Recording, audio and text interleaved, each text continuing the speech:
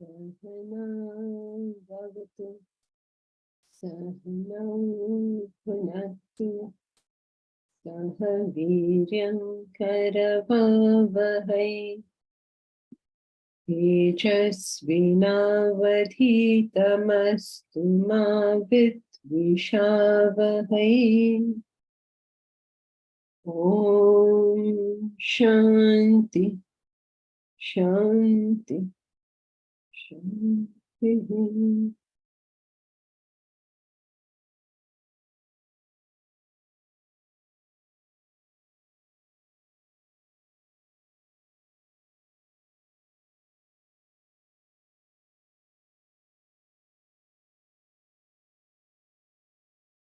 We have been studying Karma Yoga, the path of action. We need to learn the path of action because we, unlike other creatures of this world, have a choice of action.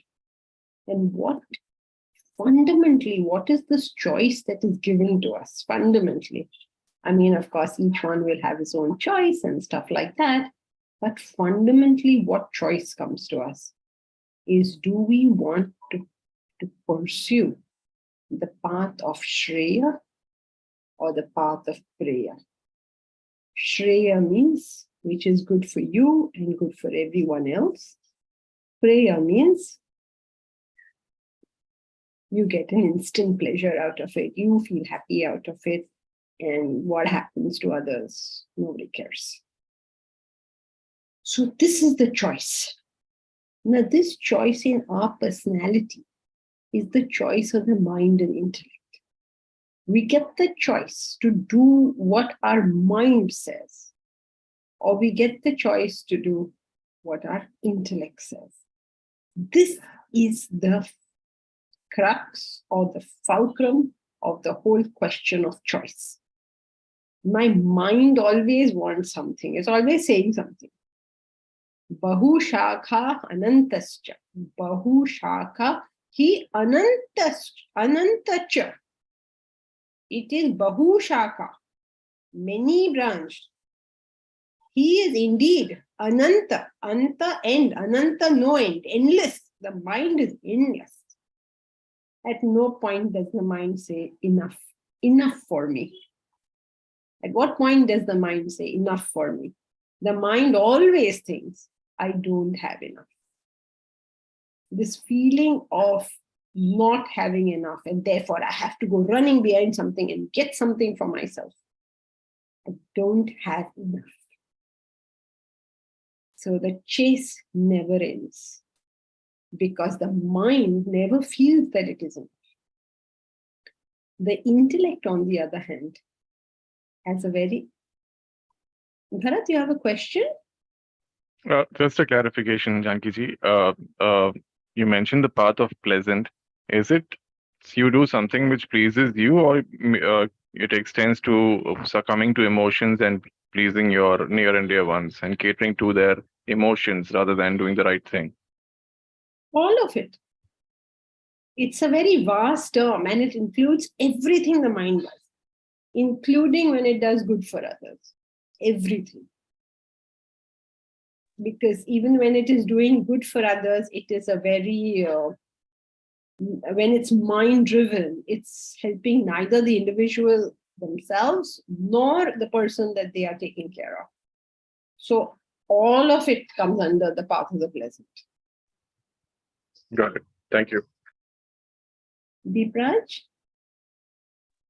In the case of animals, they're also operating on the mind, but we don't see like overweight tiger, overweight deer. So how do like in their case, they're regulating or they're not regulating them?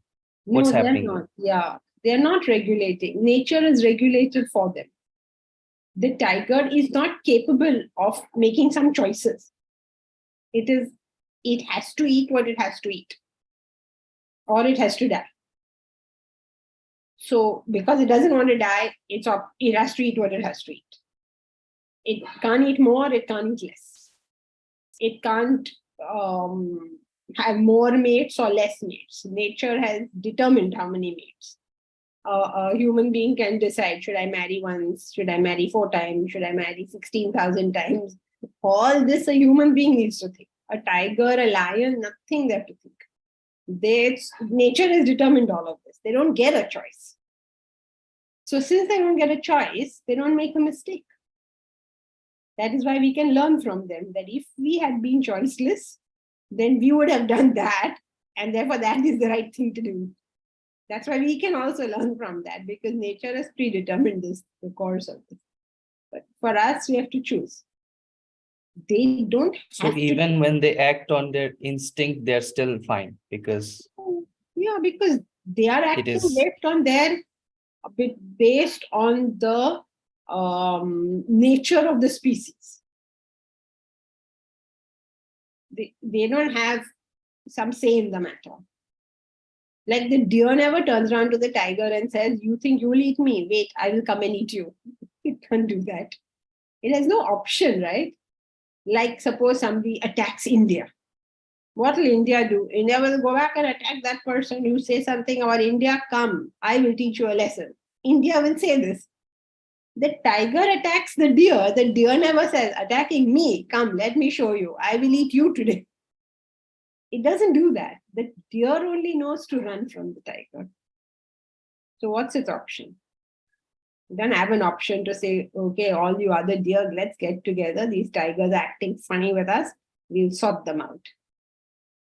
So no options. It's a given. Okay? So therefore, no results for them. Yeah, Momita, I don't know. What did I say? That so many people have a question today. Yeah, this Shreya and Priya. In the case of Bhishma and his father was not making a ethical demand, and he didn't have an ethical expectation, and Bhishma had no need to take that that extreme vow of celibacy when he knew he would have made a good king and the land deserved a capable king. So his sacrifice seems to be, someone can interpret it as a desire to be seen as morally upright or filial. Well, in modern era and in previous eras, of course, human beings have been thinking about these epics. Some this way, some that way. All this has been going on. They've been debating it. As students of Vedanta, I think it makes sense for us to take the stance that these books are trying to teach us something. And they certainly cannot be trying to teach us something wrong. If the Bhagavad Gita can be taken as a guide for life, and what should I say, as a summation, let us say, of the Mahabharata, as the crux of what the Mahabharata is trying to say, then we have to see the various characters in that light. Like, for instance, if you go to Ramayana and you start arguing that Rama, as the king, had no right to throw his virtuous bride away, then that is correct. Who can deny this? But maybe we are not supposed to look at it like that. Maybe we have there's another moral in that story, as we have studied previously. So yes, you could interpret it as why this excessive action, or you could interpret it as, and that interpretation would be correct. I mean, nobody can say it's wrong because it's all interpretation. But if we are going to take him as he is portrayed, like a highly sattvic person, that is how he's portrayed to us. Okay, he's brought up by the gods, he's the son of Ganga. Son of Ganga means he's the son of Ganga, represents spiritual knowledge. So he's the son of Ganga means someone who has deep spiritual knowledge. If you take all these other factors in and decide that he's a sattvic person, suppose you take that stance, now you have to see that act. Now you have to see that act as an act of a son who does for his father what the father wants when the father has not asked for it. Shantanu did not ask for this. He didn't do anything. He wanted it. He knew that he should not be, not that there was anything wrong with the girl, but it was not a sort of pledge he was going to make. So he had resigned himself to the fact that now he knew this is not going to happen. And his son knew how miserable he was because of that. And therefore set out to achieve whatever it is that his father wanted. So it can be seen as an act of immense service that I will do for you what you want when not only have you not asked for it, you have not even let me know that you want it. He didn't even tell his son what the problem was. He didn't do anything. But Bhishma, or Devavrata as he was then called, Devavrata understood there's something wrong, went about trying to find out what is wrong, and addressed the situation, even though it meant the loss of everything in his life. Okay, so we have to see it as extreme forms of giving rather than hypocrisy. So we can say it as exemplary sattvic behavior, which is the intended purpose of It which is. we can make out is the intention of the story. Yes.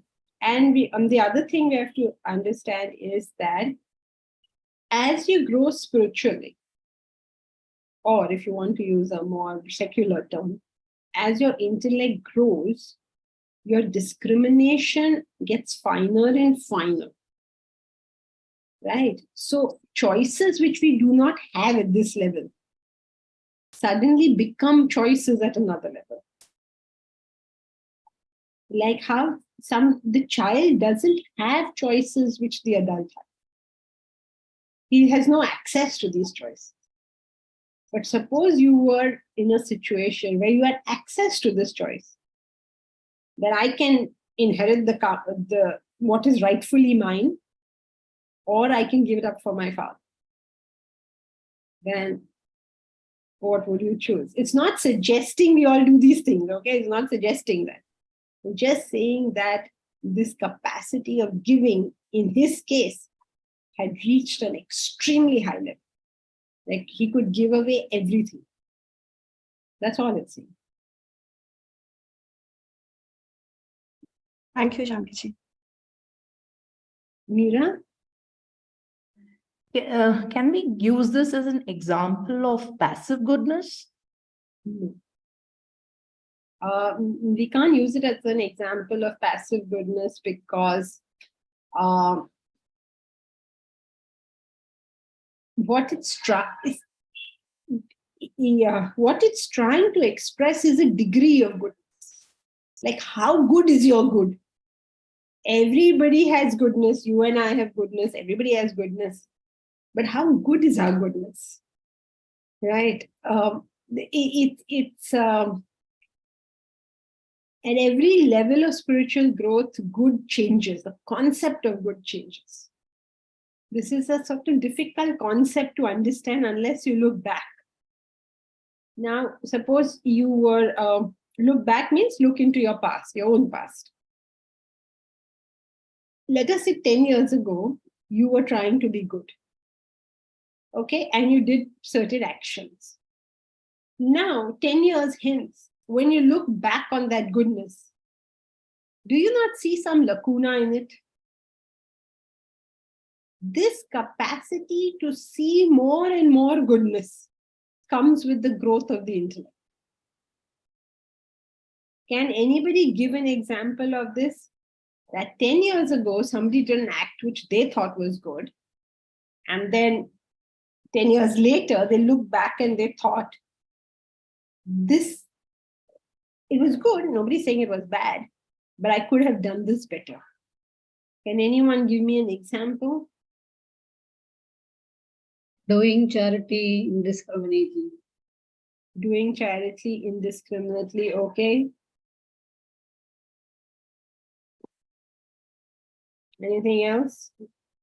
Give like real life examples. Like you did something in the past, or you know somebody who did something in the past, and then later on found that same action, what was a good action, you can now do it better. I'll give you a standard example, which we always use so that you know what I'm referring to. Okay, can you tell me what is the standard example we always use? Somebody who did good and then said, oh no, I didn't do good enough. Yeah, I don't know where is standard example, Janki-ji, but in my case, for example, I gave some money to a relative, thinking that it would be of help to him, but the money was not returned. But the money was not Returned. returned. Yeah. Janki-ji, standard example, we can say that we give money to the beggars at the street corners or anything. And you know that sometimes these carters are running and they are just benefiting through that. Yeah. Yeah, I don't want you to look back and say that that was wrong. I want you to look back and say that was not good enough. Very good, Reshma. Our standard example is Desdemona. Remember that line of hers? She found it a vice in her goodness not to give more than she was asked. So that means that you go to Desdemona and say, give me $1,000. So she'll immediately give it to you. She won't even stop and think. She'll just immediately give it to you. But after you've gone, she will think, oh God, I did not find out anything more. Suppose that guy wanted 5,000. Now he's stuck with only 1,000. She found it a vice in her goodness not to give more than she was asked.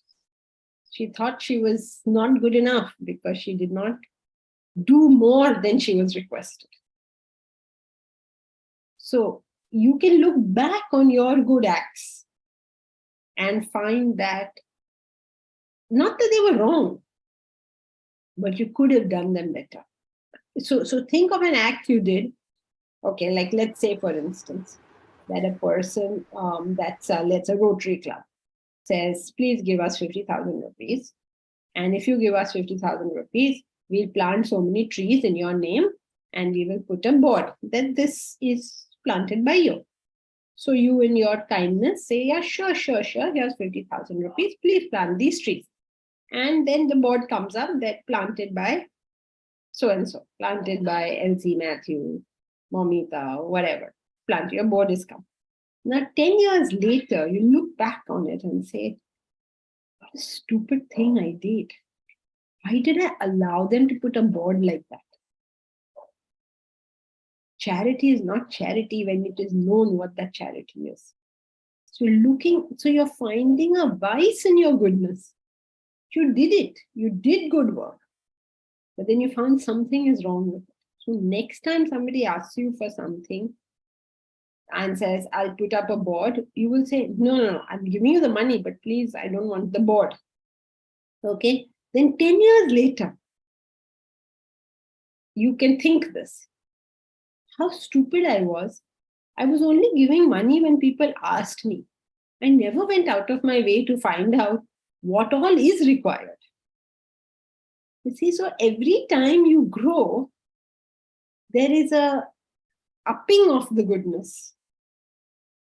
Is that clear? Ma'am, Bhishma also could have looked back on his act, and said, I didn't have to go this far. He could have, yeah, he could have. But there is no record of him thinking so. The text doesn't say so. Mm-hmm. He was not unhappy with his decision. Mm-hmm. So it's not passive goodness, ma'am. It's not. No, that's what I'm saying. That discrimination of goodness only keeps growing all the time. Mm-hmm. That is why everybody reading the Mahabharata or any of the texts interprets it differently, right? Because only that much discrimination is available to them. So it's a different thing. And then the same person after a few years says, no, I don't think that was the right interpretation now. I think I'm now understanding this. So that's a good thing for us as our discrimination keeps growing. Thank you, ma'am. Momita, I was always conflicted about not working after becoming a mother. In hindsight, I feel I should have had my own back and enjoyed motherhood without the anxiety. Yes, we look back and we can see things differently, and that's a good thing. If we look back and everything looks good to us, it means that we haven't grown at all. So it's a good thing we look back and say, oh, I see it differently now. Jyoti, whatever sadhanas I did 10 years ago, I felt it was very good. Today, I feel it was not good enough. There is so much more to do. Yes, correct. As we grow, we will find more lacunas in ourselves. In fact, many people come and say that, before I came to Vedanta, I thought I was a very nice person. And now, I feel worse than I used to feel, which is a good thing. That means there is growth, that discrimination has grown. You can tell now, okay, there are different levels of this. Yeah, it's a struggle to try and explain it and to voice it. So I hope it is being clear how our discrimination changes over a period of time. And that's a good thing to happen. That is what we want to happen. If you can look back and say, I was wrong, then it's a good, doesn't mean everything you did was wrong. And you look back on things that were not wrong, in the sense that you still think that they were largely good, but they could have been done better. Okay, is that clear, everybody? Give me a thumbs up or something that show me that it is clear. Yes, Shanti. Okay. Nobody else. All want to sleep. Is it too much? Okay. Milan, Jyoti. And what about the rest of you? Okay. Clear. Okay. Thank you, Kinari. Bhargavi. Okay. Thanks. Okay. Pravesh? Yes, ma'am. I just want to share the real example that you were asking. That as we grow up in the spirituality, we will be able to discriminate ourselves with the past. We actually think of that we did so many things wrong and we could do in a better way. Like earlier in the past, we used to share our feelings with others, and now as we grow and now as I grow up in the spiritual path, then I get to know that everything is not to be shared with anyone. Means something we have to deal within ourselves. We find solution with others, but it could be better find with ourselves only. So this I actually realized. As you mature in life, you begin to look for solutions within, correct? But the kind of examples that we should talk about in this context is you're looking back and you're looking back to something which was not wrong, but you know that it can be done better. Like, like giving. I gave, but my name was there. No, now I'll give, but my name won't be there. Then later on you say, oh, I only gave when I was asked. Why didn't I go and find out what I should be giving? Why was I not proactive about this? So even though what you did originally cannot be called wrong or negative action, you can still find something wrong. Like when you start cleaning a room, if you're very particular about cleanliness, the more particular you are, the more dirt you see. Sometimes people will come to your home and say, oh my, how clean. And you feel embarrassed because you say, no, I know exactly the areas which need more work. Because you're tuned to cleanliness, so you can see a lot more. So like that, when you get attuned to goodness, you see a lot more. Thank you.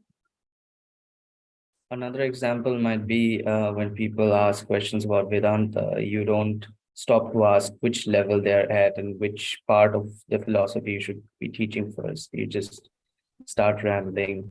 And so, you don't start rambling, you talk about things which they might not conceive, instead of stopping and asking them which part of it do you not understand, which Vachutkarant level. Yes, good example. We always want everybody to know Vedanta, and we are so enthusiastic to tell them things that sometimes we feel I should have listened more to their needs than given out everything I know. Yeah, good example. So you were telling truths, but now you learn how to tell them better. Arun Segar. Can Bhishma's example be viewed in the context of detachment? Yes, definitely. Bhishma's example is the context of how much can you give away? Like, how much can you just give away? I mean, that's your measure of detachment, right? Detachment is measured by what? That you're perfectly happy without that thing. So can you give it away? You know, we have all these notions of how detached I am. But can you actually give that thing away? I'm not suggesting that anyone give it away. Please be very careful about these things. Please don't start giving everything randomly away. Please, everybody, listen carefully. But if you are so detached, then giving it away can't be difficult. You may choose not to give it, or you may choose to give it. That's a choice you have. But most of us don't even have that choice. Suppose I say, write off your flat to somebody. This choice is not available to us. Can we do it? The choice is not there. Not because we can't financially afford it. I cannot mentally afford it. Like, my heart will not give it.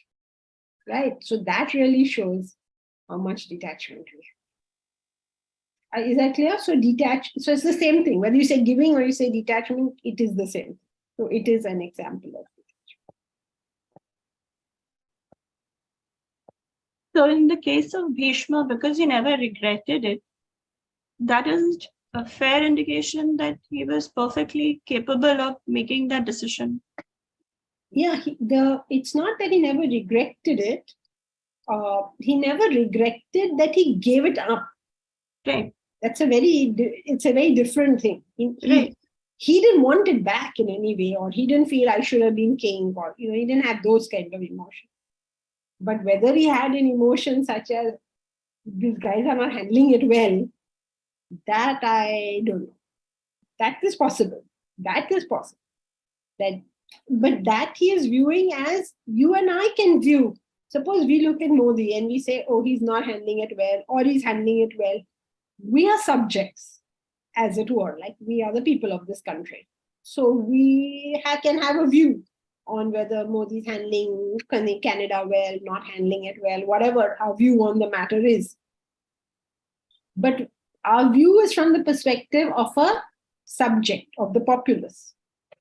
Now, the great thing about Bhishma is, whatever his view is from the view of the populace, not from the view of this is my kingdom they're fighting.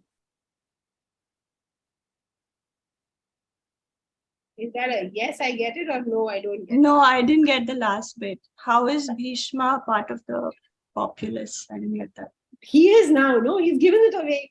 It's not his anymore. So he is not saying, oh, hell, I gave it to the wrong people. That is not his sentiment. His sentiment is from the perspective, he can have a judgment on what these guys are doing.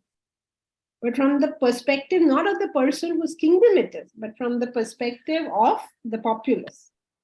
Like you and I can think about it. Okay, let's take another example. Suppose I give you a gift.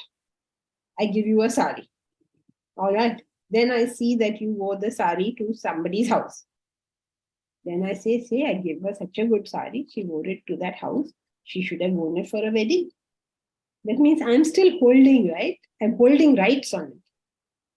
Other than you wore a jazzy sari to somebody's house, and I say, oh, she's worn a jazzy sari to somebody's house.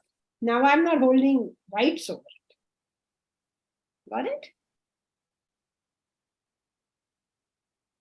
Yes. I don't have proprietary rights. Yes, it's just a little confusing in the case of Bhishma because he sides with Duryodhan. Yeah, And because that is his duty, right? Now, whether you think Modi is handling Canada correctly or wrongly, if you look at Shashi Tharoor, He's in Congress, right? But when he is talking, he says Canada did this badly. If he says Modi or government of India does this badly, that would be a bad thing to say. Now that we are populous, now that our leader has said something, we all have to go in the same direction. So Bhishma didn't have a choice. Okay, you agree or disagree. When the leader says, you go in that direction. Right, I get it. Yes. He's just an extremely fascinating character. Yes, he is. That he can do all this is amazing. And to be able to tune into from where this character is drawn is also a very important thing. It's very easy to criticize the characters, but to understand from what perspective is this character drawn? And what aspect of my personality are they talking about? Because eventually that Mahabharata war is not really talking about some war that took place, not a historical thing, as much as an allegorical thing where each individual is sort of showing parts of our own personality. So that fineness of sattva and seeing things from a non-personal stance completely. Like you don't say, my guru is so good. I mean, you can't really make that statement because then you assume that you are at the same level. Or just that an individual has done this thing so remarkably well. There's no personal stance in anything whatsoever. It's never about me. And it's so easy for any one of us to convert anything about ourselves. Anything is going on in the world, somehow it becomes about me. So easy to make that conversion. Like, okay, so suppose Canada and India is having some spat over something. Now, what am I looking at? I'm looking like, oh my God, what will happen about my trip to Canada? I mean, doesn't matter what are the geopolitical ramifications of this. All I'm concerned is, I booked tickets, I'm going to lose my tickets. I mean, obviously that's losing money. It doesn't feel good to anyone, but everything is about me. Everything. How do we make it so? Everything about me only. If it rains also, God is so kind to me. God is not being kind to you. Raining is a natural phenomenon. Or if it doesn't rain, it's all about me. Okay? So just nothing is about me. And I'm not viewing everything from the perspective of how does this impact me. Just don't view it. That's how Bhishma is. That is detachment, that is giving, that is egolessness, that is sattva, all of it. But ma'am, in today's world, is it practical? Was it practical in that world? Was that world better or is this world better? Do you know any Duryodhana? Is there any Duryodhana in your family? Was there, what all happened? If you read that book, it's like shocking. In the princess of the land is derobed in parliament by the prince. So like, what matter? What's wrong with you guys? Whatever fights you have it at home. Don't come to parliament. In the court, you're doing all this. I don't know whether those times were worse or these times are worse. Now will it happen? Have you heard in a parliament, the royal family, however much they hate each other? Okay, let us say Kate and William and Harry and Meghan in parliament go and do something other. Pagal, what are you people doing? You go home and fight whatever you want to fight. It will never happen, right? Even public spats are not, they'll spat, the newspapers will say X and Y and Z, but they will not come in front of each other and start punching each other, tearing each other's clothes off. Pagal hai kya? Jayalalitha, I don't know what happened to Jayalalitha. She said, but it's really very bad story. Those stories are really very bad. So is it practical? If he could do it, we can do it. But we, of course, that doesn't mean now we start doing foolish things. Please be very careful, listening to such highly noble ideas. Don't be inspired and start doing something, please. Do not do anything with this. Just listen to it and think that one day maybe I will be able to discriminate like that. You don't have to do anything. Please be very careful. I hope you all are all listening. Otherwise, suddenly everybody will start, I don't know, giving up what and what not. Don't do anything. Very, very carefully we have to proceed in the spiritual path. Very, very careful. Remember Shankara's advice. Who remembers? All Padma Patra Ivambasa, like a lotus leaf in water. रात गई बात गई वो class गया उसका सब चला गया. What did Shankara say to us? Somebody, anybody, please. Nitya Anitya Viveka Vichara. Is that anything to do with this context? Just because we I just thought discrimination. We're talking about that. So Something about Buddha. No, not that. Whatever you remember from Shankara, no. Think carefully. What is the point we were on? Progressing slowly on the spiritual path. Yeah. Very good. At least you know what point we were on. That is good. Very, very slowly, very, very carefully. One good step after another good step. We are in no rush. This is our life. Okay, it is, we are not here, we are not doing this because, in 6 months we're getting some kind of degree or something. You're getting no degree, you're getting no certificate, you're getting nothing. So go very, very slowly, step by step. And Shankara's famous words on this are, nobody, I think we better start exams. Otherwise there'll be no hope of answers. Guru Avadhanam, Mahadhavadhanam. Carefully, slowly, gradually. When you come into spiritual world, this is your lifetime commitment. There is nothing else for us to do here. It's a lifetime commitment. Why do you think nobody comes to Vedanta? It's like marrying somebody. Lifetime commitment? I thought I was attending a weekly class. Suddenly I'm making a lifetime commitment. It is a lifetime commitment because growth is slow, progress is slow, and discrimination grows very, very slowly. Soon after coming to class, you would probably know all the, sort of broad ideas and principles. But the growth of that discrimination can take janmas. And that is really what we're trying to get at. That you can tell the difference between things. Things that used to look the same, things that were ek hi baat, become distinctly different. But it happens slowly, very slowly. So go about it carefully, step by step, just a little bit. Every single day, half an hour to 45 minutes at least of study.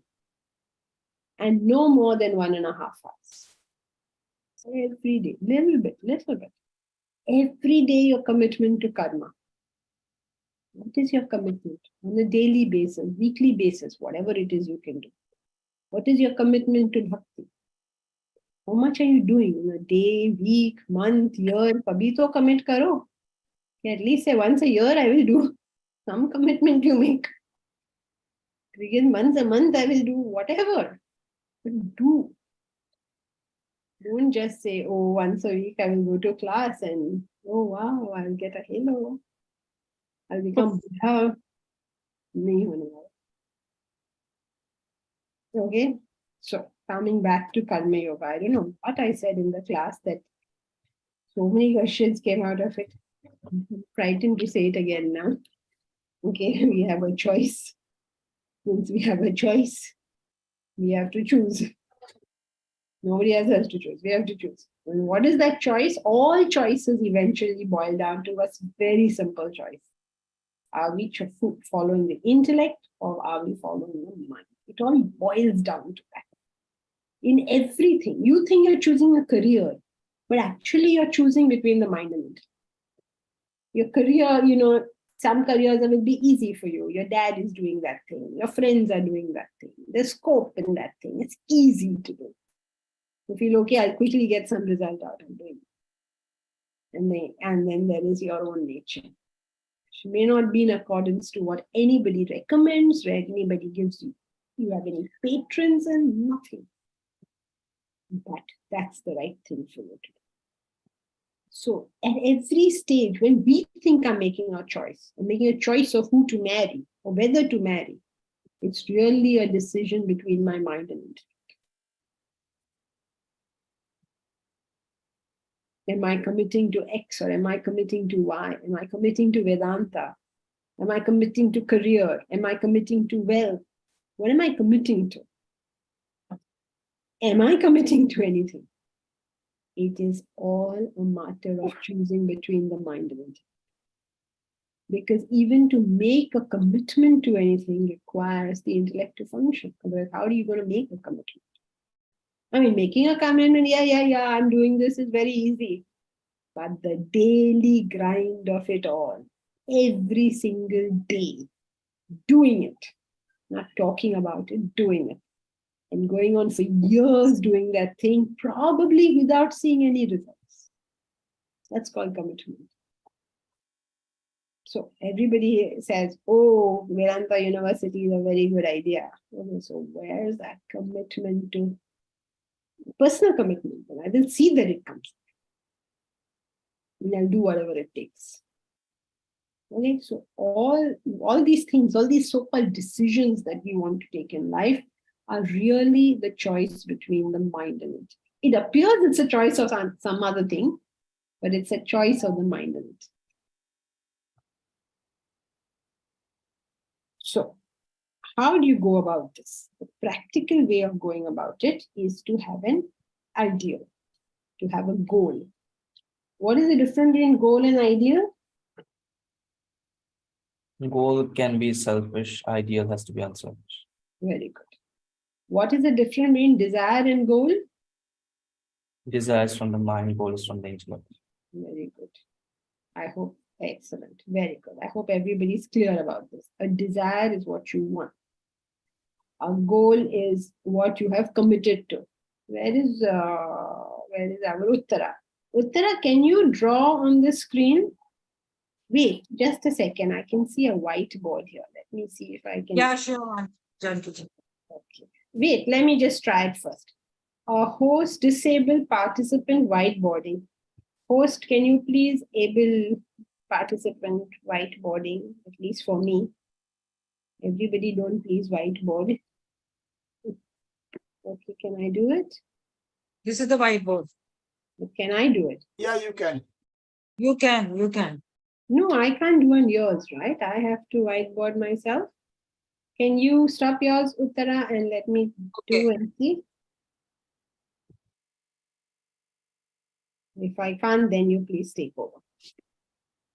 Okay, whiteboard. Sign in. Sign in. No, there are too many complications. You only do it. Okay, so draw a big circle. Okay. And in that big circle, write desires. Okay, one second.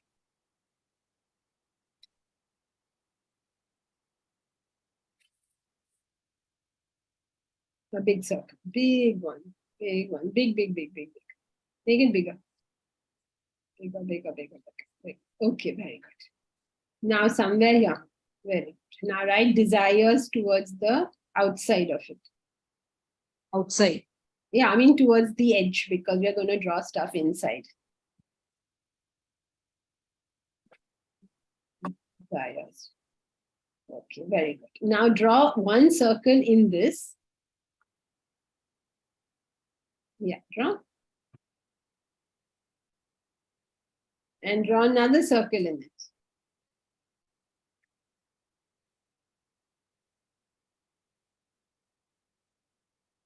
another circle in it, and draw another circle in it. Just a sec. It's moving actually. One second.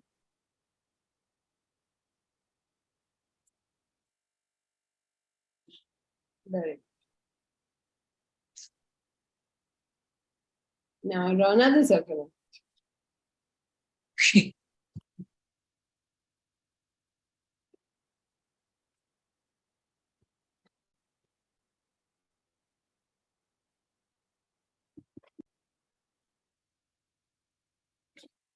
It's not allowing me to go further. Oh, okay. See, it's fine. This is good enough. All right. Now this outer circle is desires. Put S outside there. Okay. Now in that inner circle, Yes. put goal. Actually, this is a little outside. Everything is outside. Okay, so this first one where you've written goal, that represents all desires. A subset, a subset of desires is goal. A subset of goal, here, put it inside the circle so it becomes clearer. Come down. Come to the next circle. Come to the next. Yeah, the next circle. No, next one. Oh, next one. Yeah, there is ideal.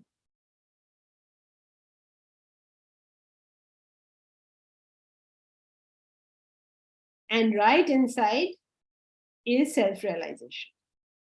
SR right.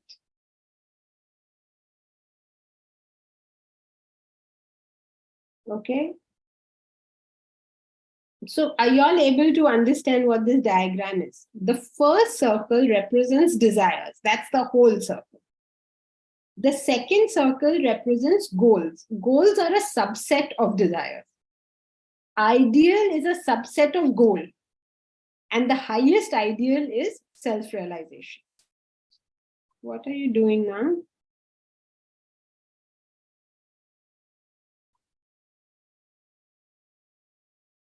Okay, are you all clear about the idea of subset?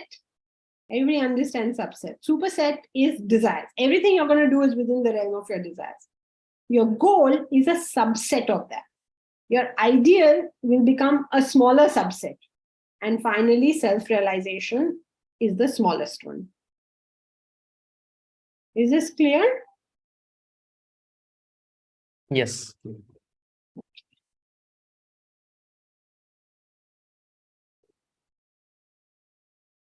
All right, thank you. So you see the desires has to be in the first circle. Goal has to be the second circle. Then comes ideal, and then right inside it, the subset is self-realization. Yeah, it's clear, right? Everybody clear? Okay.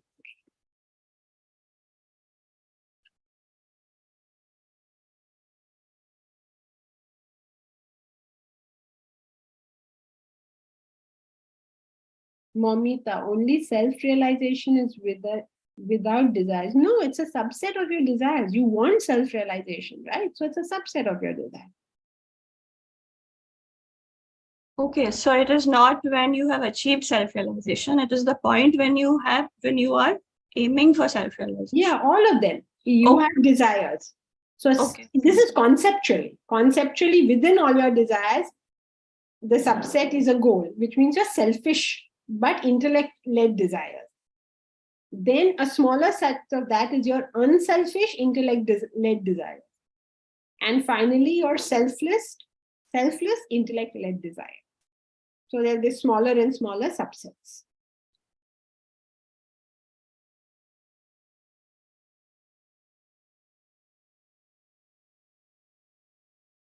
Self-realization is just an ideal which is not limited. Just an ideal which is not limited is an ideal which is not limited. Just doesn't sound okay in this context. This is the highest and you made it just. Yes, but you're right. It is an ideal, unlimited ideal, which means the self. Priyadarshini. Priyadarshini, what is not clear? Are you aware? Are you clear with the concept of sets? Do you know what sets are? Do you remember it from school?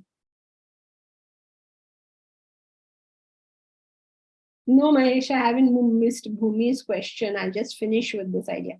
Okay, here's what sets are. Vehicles, cars is a subset. Okay, so there's vehicles, full set, vehicles. Cars is a subset. Subset of cars is electric cars. That's a further subset. Okay, that means, what does it mean? It means all electric cars are vehicles, but all vehicles are not electric cars. That's what subsets are about. That means all of these are part of that. When you say something is a set of something, you mean all of these are part of that. All Punjabis are Indians, but all Indians are not Punjabis. Okay, so Punjabis is a subset of Indian. Okay, set is clear, right? Yes. Okay, so now all your goals are a subset of your desires. Meaning you cannot have a goal in a thing you don't have a desire for. Correct? Now, subset of goals are ideals. And the subset of ideals is self-realization. Means self-realization is only one. Is it clear, Priyadarshini? Yes, it is clear now. Anyone else has a problem with this? Oh, sorry, you were saying something? Just repeat the last bit. Last bit. The Where? reducing the subset and you came to self-realization, the last bit that you just said. So self-realization is a subset of ideals. Ideals means unselfish, right? And so selfless has to be within that group. It is a finer form of being unselfish. Okay, like the ultimate ideal. The ultimate ideal. Correct. Okay.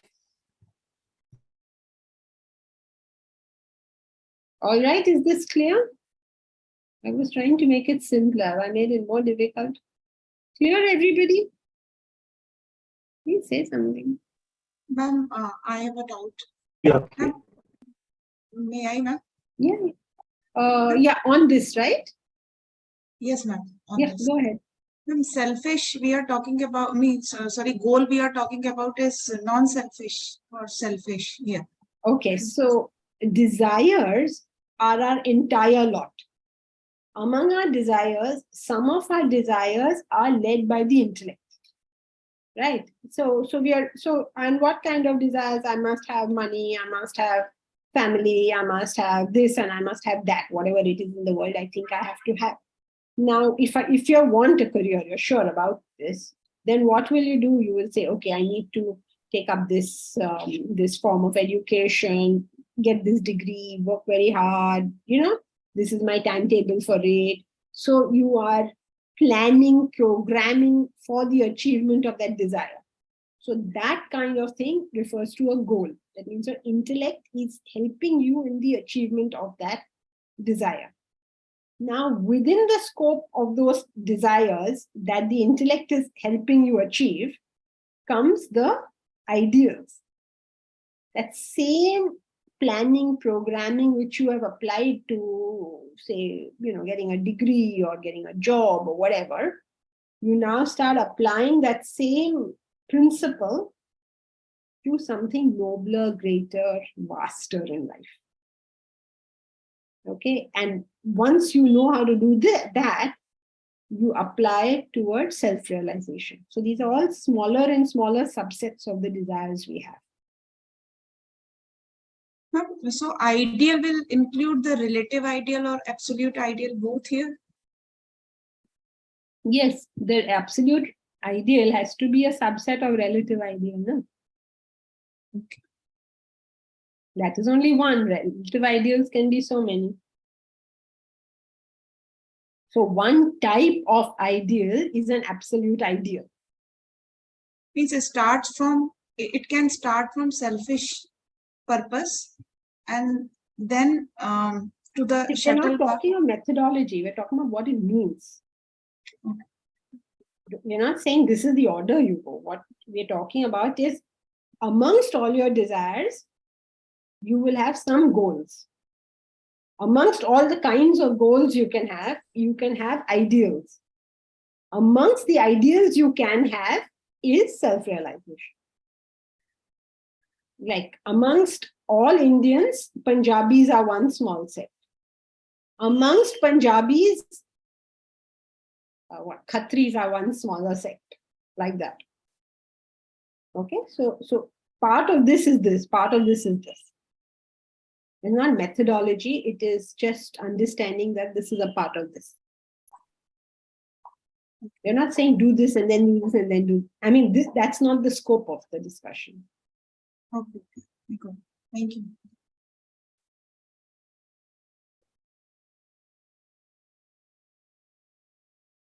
So all desires are not from the mind. No, Jyoti, all desires are from the mind. The word desire implies mind.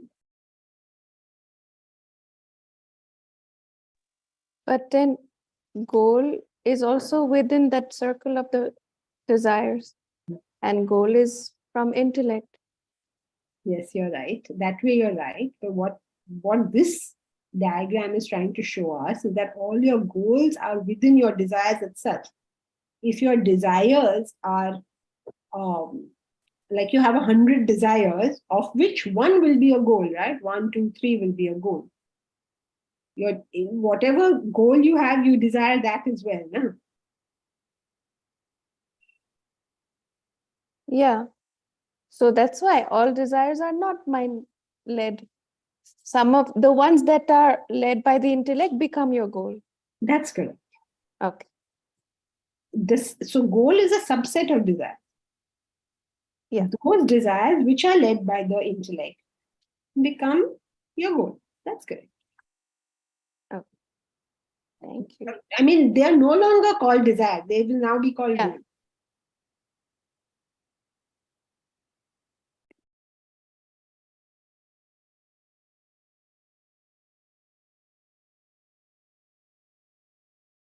Priyadarshini. So each of these sets could be a combination of selfish and non-selfish too. No, how? Once you have left the realm, once you entered the realm of ideal, it has become unselfish.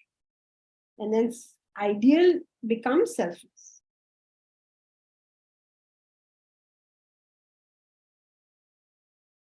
Okay, just scratch the idea of sets if it's not clear. Sets seems to make it clear to me, and I don't even understand mathematics, but apparently it's not helping, so let it go.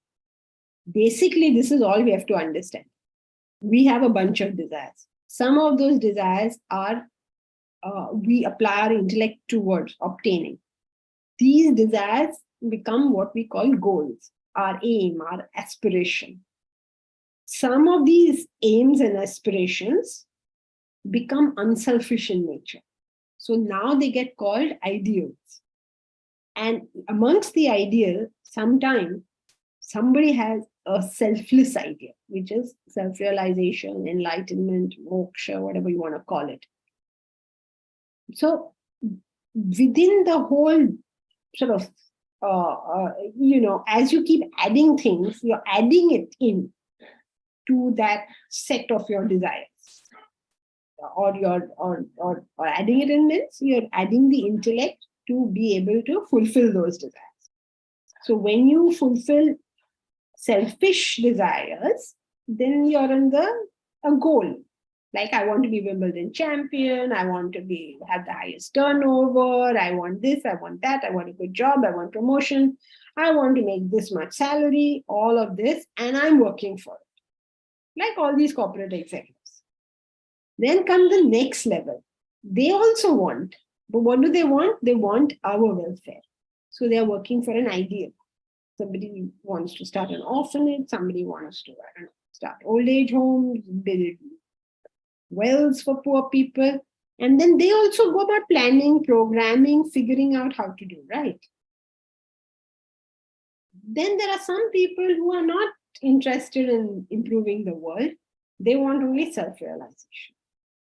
So now they take the subtlest desire and it is ruled by the intellect. And that becomes the highest goal.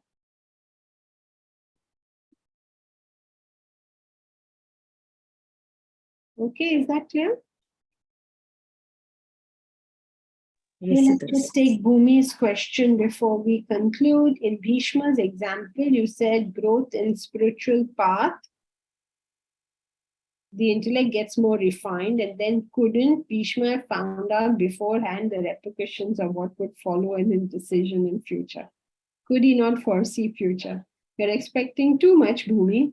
Those kids were not even born at this point. Their fathers were not born at this point. So you are expecting that he will know that their father will be born, then that children will be born, and then the grandchildren will be born, who will then do all these things. Isn't that expecting too much? He just knew one thing, that at that point, this appeared to be his dharma, so he did it. At every point, we cannot always predict what consequences will be, but we can know what is our dharma. So we do our dharma. So you know, if he had to know this, that means he had to know 3 generations ahead. Because Shantanu had to marry, what was her name? Satyavati. Satyavati had to have children. Those children had to become not particularly efficient. Then they had to die, and Dhritarashtra and Pandu had to get the kingdom. And then Duryodhana had to be born. Long way off. Okay, Bhumi. Thank you, Janki ji. All right. That's it for today. Carry on. Okay, thank you. Thank you. Thank you, Janki Hari ji. Om. Om Janki ji. Thank you, Janki ma'am. Hari Om. Thank you, Janki ji. Thank you. Thank you, Hari Om. Hari Om. Hari Om. Thank you, ma'am. Hari Om. Thank you, Janki ji. Hari Om. Hari Om. Hari Om.